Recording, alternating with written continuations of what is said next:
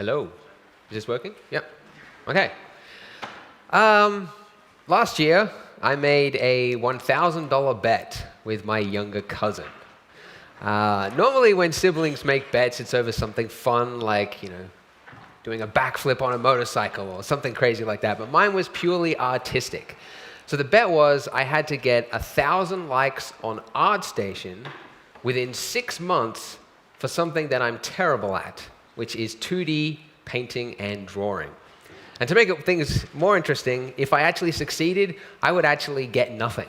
So the deal was if I failed, I would give him $1,000, and if I succeeded, I'd get nothing.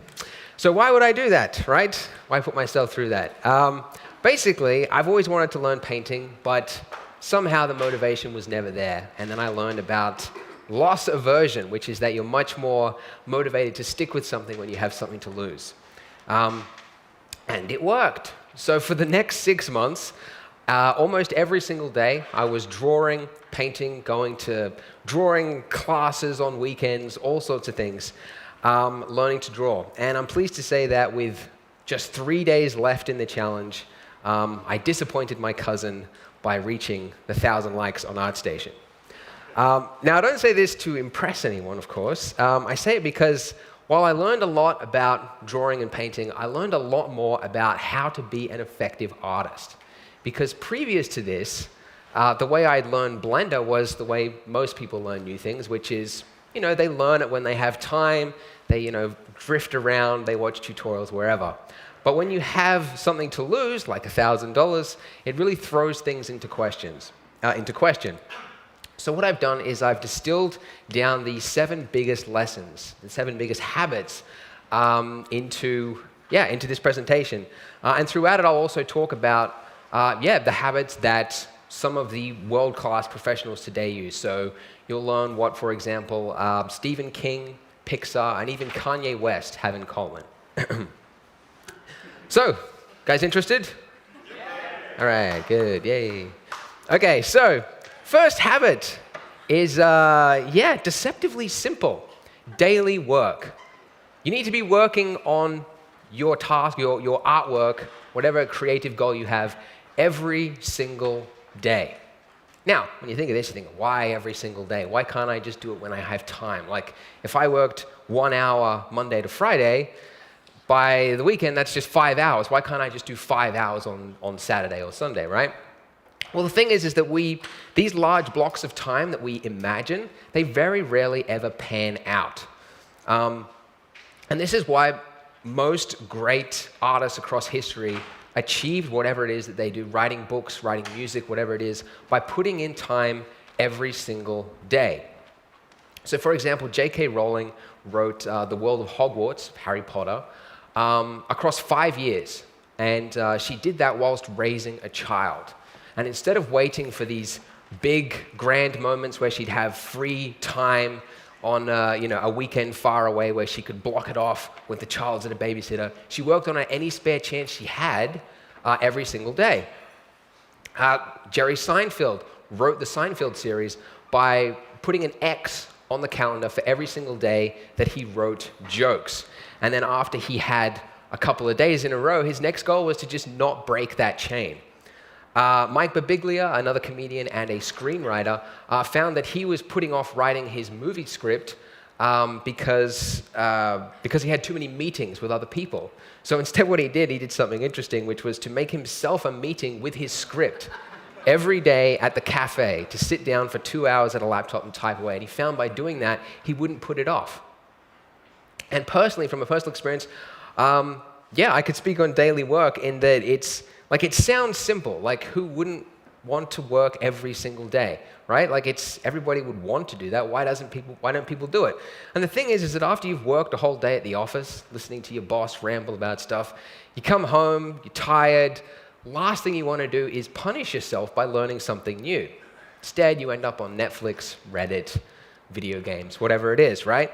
So one thing that I found worked for me was to agree to do the smallest amount of work possible. So in my case, it was to put the pencil on a paper and draw 1 line. So on days when I felt like, I can't do anything, I don't want to do anything, I've had such a tough day, I just want to sit and relax, I'd say, all right, well, can I do one line? So I go, all right, I can do one line. So the thing is by the time you clear the table, get the notebook out, you get all your pencils ready, you get the sharpener, you get the eraser, you get the chair, the lighting, you sit down. By the time you do all that, of course, you don't stop at one line. Before you know it, you've done a couple of hours and you've just lost track of time. So that getting started is often the hardest part about it. Once you can do that, it's fine. So that's what worked for me. Obviously, it's a much bigger topic, motivation. There's a bunch of books on it if you're interested. Daily work, it always trumps short sprints. The word trump looks funny now, doesn't it? It's like, it's changed its meaning. Number 2, volume, not perfection. Right, now, honestly speaking, who here would consider themselves a bit of a perfectionist when it comes to their artwork? Show of hands. Most people, right? Most artists have this affliction, and a lot of artists would actually consider it one of their strengths, to be a perfectionist. Now, while you should be striving for a high standard of excellence and for bettering the work that you did last, being a perfectionist actually undermines your growth because it prevents you from reaching the next epiphany, the next lesson. So Ira Glass from the famous This American Life radio show said it best by saying that the most important thing you can do is a lot of work. It's only by going through a volume of work that you're going to close the gap. Or to give a more well-known example, think of Picasso, okay? Most people can really only pinpoint sort of a handful of his works and go like, yeah, that's Picasso, right? We know that. But actually, his library of work includes 1,800 paintings, 1,200 sculptures, 2,800 ceramics, and 12,000 drawings, and this isn't including prints, rugs, or tapestries. So Picasso has a huge volume of work, and most of us can really only pinpoint the hits, the big ones that really went on to success. So he has this huge volume of work, and if you're wondering if the volume of work had anything to do with the success, researchers say that it did. So they did a study on 15,000 musical compositions from Beethoven, Mozart, things like that, and they found that the more compositions that a composer produced in a 5-year period, the greater spike in the odds that they actually created a hit. So volume is very important. So speaking from a personal standpoint, I found that when I was creating these 2D works, that the perfectionism stage, that last little bit where you've done most of the work, but tweaking it, zooming in really closely, and getting the fine details and the shadows and the lighting and all that kind of stuff, it eats up a lot of time. And the interesting thing is that you don't actually learn a lot in that last bit.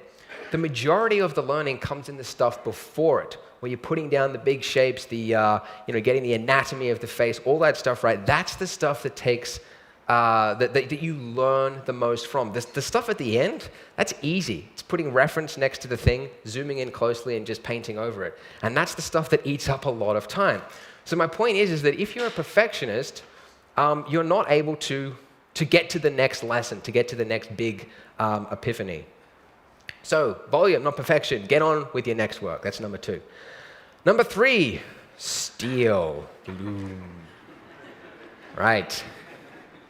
So it's common to look at the work of our idols and just assume that they were born to do whatever it is they do. That Rembrandt, just first time he started painting, he just had this idea for how to paint light and shadow. Or that Quentin Tarantino just was born to make these fun, interesting stories, right?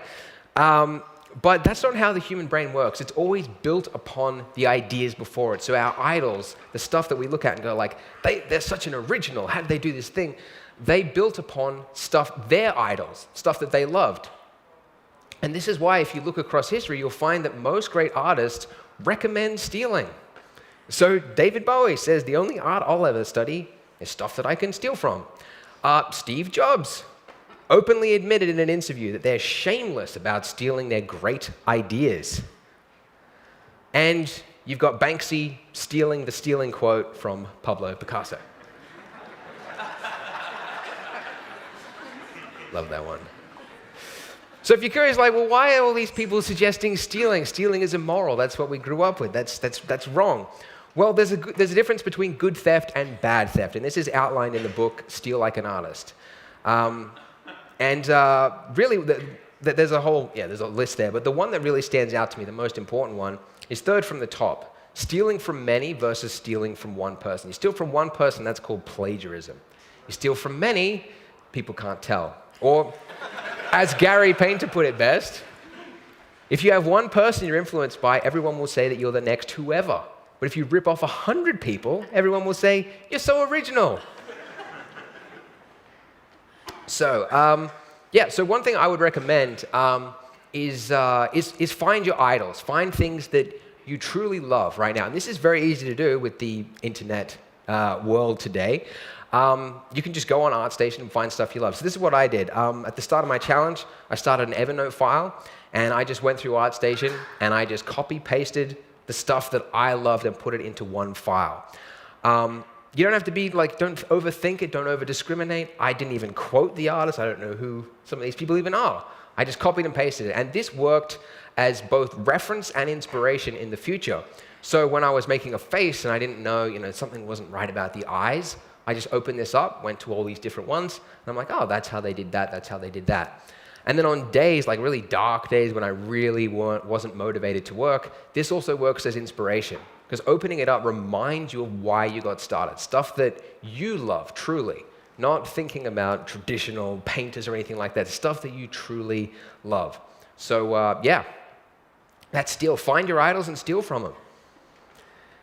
Number 4, conscious learning. So show of hands, who has heard that practice makes perfect? Most people. And the other one, of course, is, if you want to get good at something, you want to master something, you need 10,000 hours of practice, right?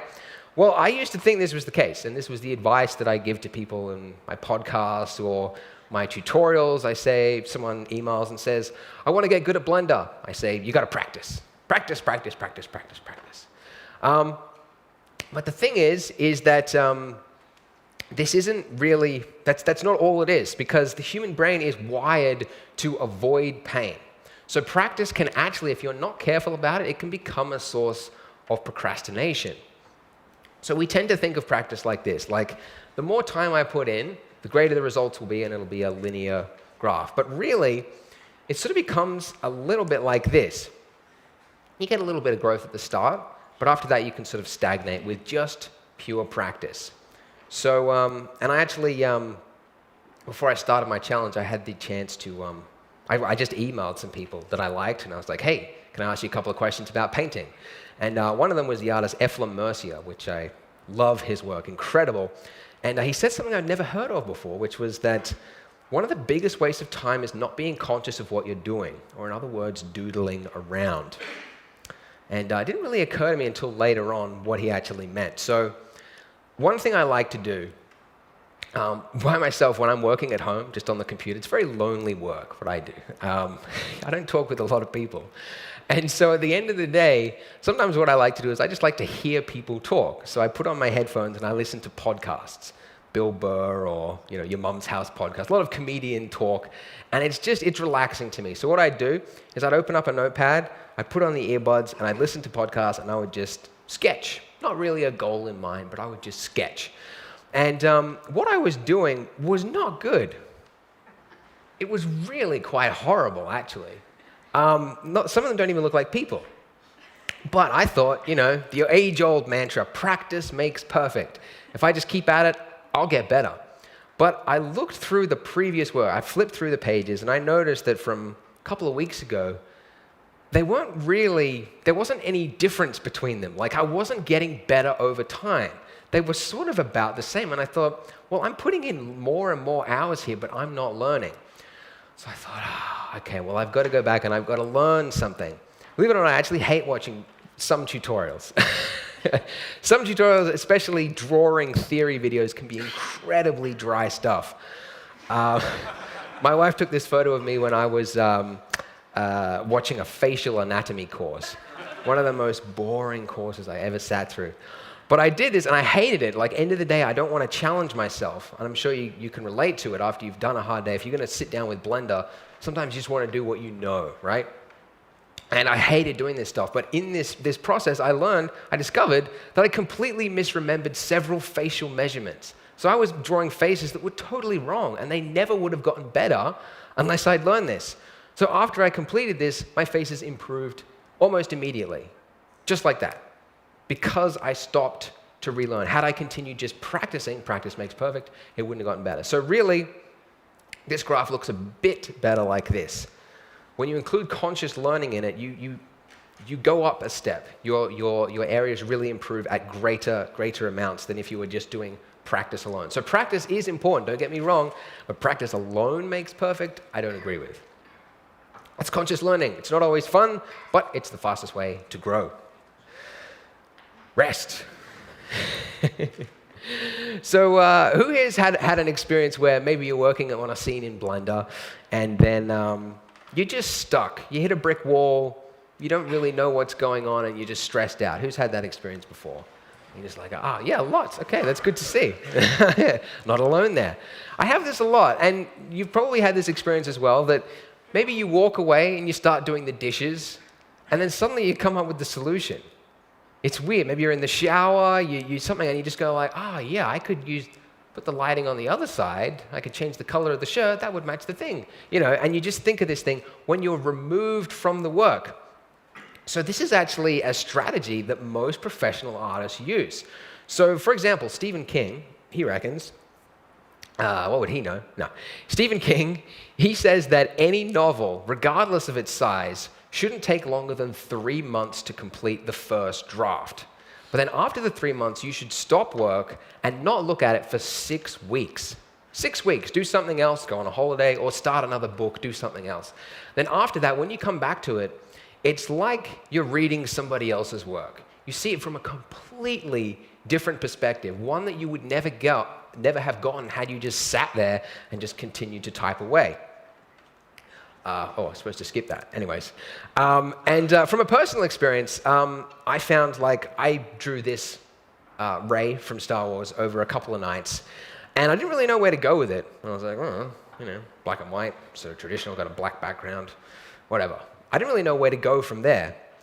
So I took a 3-day break. I went and I started some other drawings and did some other stuff. And then after 3 days, I came back to it. And I remember feeling completely detached from it in a good way, in that I could basically work on it like I wasn't I wasn't in it anymore. Like I could experiment with it. So I remember seeing a brush that I'd never seen before in Photoshop, and I just drew over the top of it, and I was like, ooh, that looks kind of interesting. And then within about 15 minutes, I had this interesting effect, this sort of force, kind of weird sort of aura about it. And I never would have gotten there had I continued to work beyond those 2 days. So that break, that rest period, gave me a period where I felt, detached from it. So having this rest period is very important. It's also actually now what we do at Blender Guru as a strategy. So if we've got 3 artworks we want to create for a trailer, like Grass Essentials trailer or something, instead of doing all 3 of them, we complete one to completion, then start the next one, and then the next one to completion, start the next one. We do all 3 of them simultaneously. So we'll work on this one for one day, this one for the next day, and this one for the next day, then loop back. And every time you loop back to it and you repeat the cycle and go through one by one again, you see things that you never would have seen before. And I'm sure you can all relate to this feeling anyway. So that's rest. Take a break, and see your work with fresh eyes.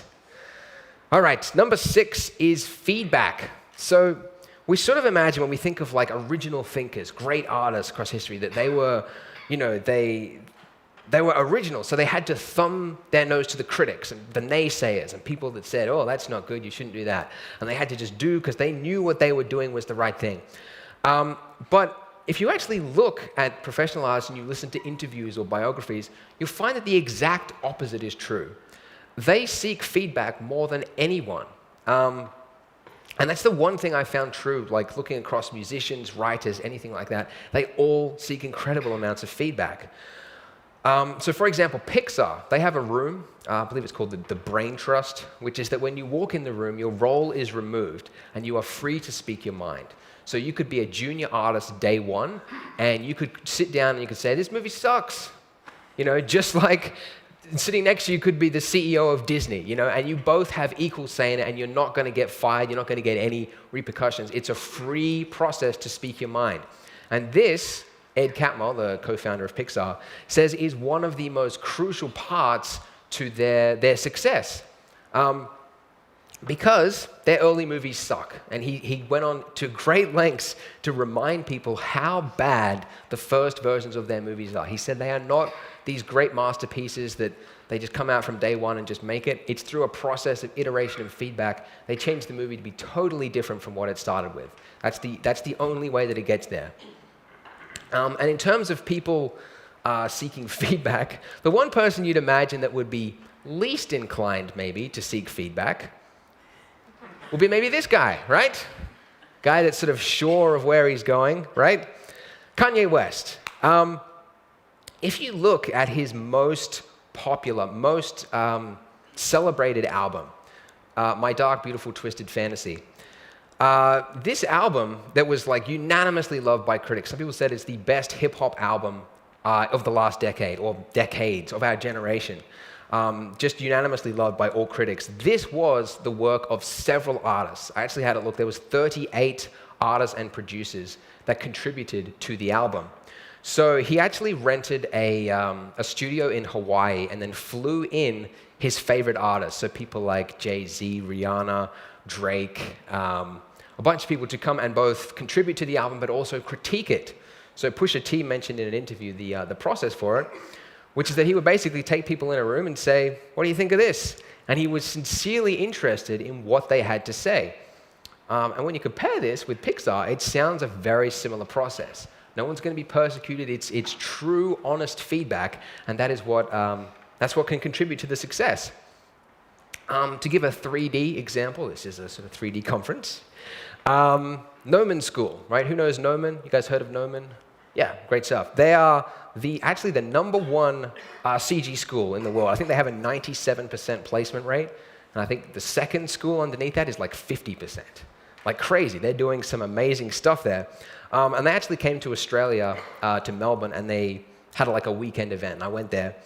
And yeah, I was talking with Alex Alvarez, who's the founder, and he was saying that although all students there have a high standard of excellence, they, in every classroom, there's about 1 or 2 people that are the rock stars, that will go on to huge amounts of success and have no problem finding work in the future.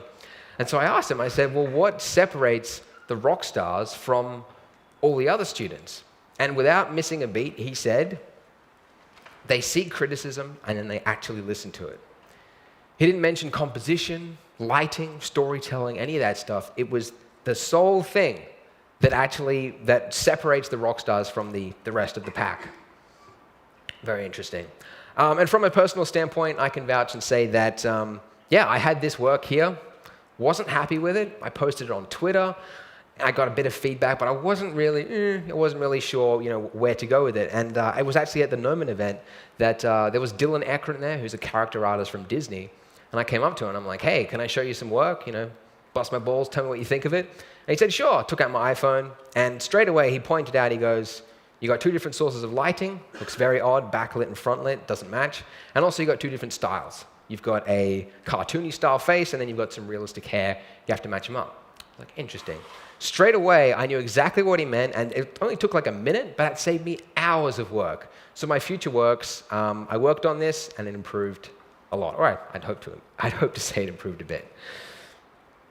So that's get feedback. It's worth its weight in gold. Number 7 is to create what you love. So I personally think that motivation is a hugely overlooked area of art. Like, we tend to imagine that the great artists, you could give them any topic and they could make it great. Like, that's what we sort of imagine. But really, if you look at the work that the great artists and musicians of today are making, it's stuff that they are personally interested in. So Christopher Nolan, that's his name, right? Christopher Nolan? Yeah? Christopher Nolan, I don't know why I had a memory blank. He makes movies about things that he's really interested in, about the state of mind and being trapped in things and like sci-fi sort of elements. He's really interested in this stuff. And he builds these stories and these worlds that have a depth that you often don't find and that are sort of missing from some similar movies, right? Elon Musk. He's not an artist, but somewhat successful. His 3 companies, SpaceX, Tesla, Solar City, he created these companies because he has an interest in humanity and seeing it succeed. So that's just like a personal intrinsic motivation. And it's stuff that he's interested in. I'm sure if he started a company if he started a bakery, I'm sure it would suck. Because like he's not a genius. He's a genius, but he can't like the Midas touch, that mid thing. I think it's stuff that it's themes that particular artist is interested in. To give a more artistic example, Brian Eno, who's a great artist, makes this ambient music. He said he got into it because he was interested in listening to music that he wanted to hear, and that really shows through his music. And from a personal story, I remember when I was doing some drawings, I was posting them up on Twitter and Facebook on these little sketches and things. And pretty soon, after a couple of months, people said, "Oh, so you're only going to draw cute girls?" And I was like, it affected me. I'm like, oh no, I'm going to become one of those guys that just draws cute girls. I'm like, and this was like family members telling me, people online, people on Instagram, they're like, oh, well, you just draw girls, And so I was like, I got to balance it out. I got to start drawing some dudes, right?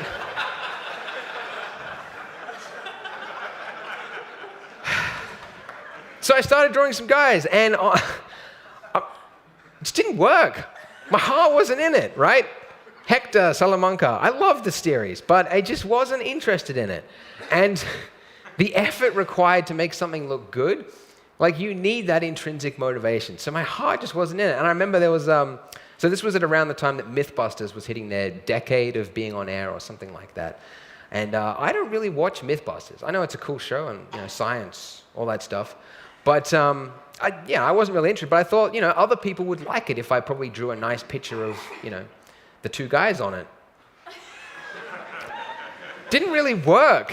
And again, my heart wasn't in it. It's a great show, but I just don't watch it, So, after a while of having these failed attempts, I was like eating time. I've got, 6 months to achieve this thing, and I was wasting time. And then I had this epiphany, like who gives a shit what people think, right? Like, who cares? And so I went back and I started doing the stuff that I really loved, which was, like, honestly, I find girls to be a lot more of an attractive subject than most guys. Right? That's just what I think. And look, there's enough red tape in life, like the government telling you what you can do, your boss telling you what you can work on. Art is one of the few fields where you get to do what you truly are interested in. And so I personally think that when you start letting other people interfere and tell you what you should and shouldn't do, I think it's a big mistake. So create what you love. You'll make better work, honestly you will, and you'll stay motivated in the long run. So that's the summary. Daily work, put in work every single day. Focus on habit building, very important. Don't be a perfectionist, although you think it's a good thing, it's generally not. Find your idols, steal from them. Conscious learning, although it kind of sucks, you do need to go through and find what your weaknesses are and attack them. Have a break. That's often better than just working through it. Get feedback from everybody. It's not a good thing to be putting your head in your sand and going through it. And then finally, create what you love. Thank you.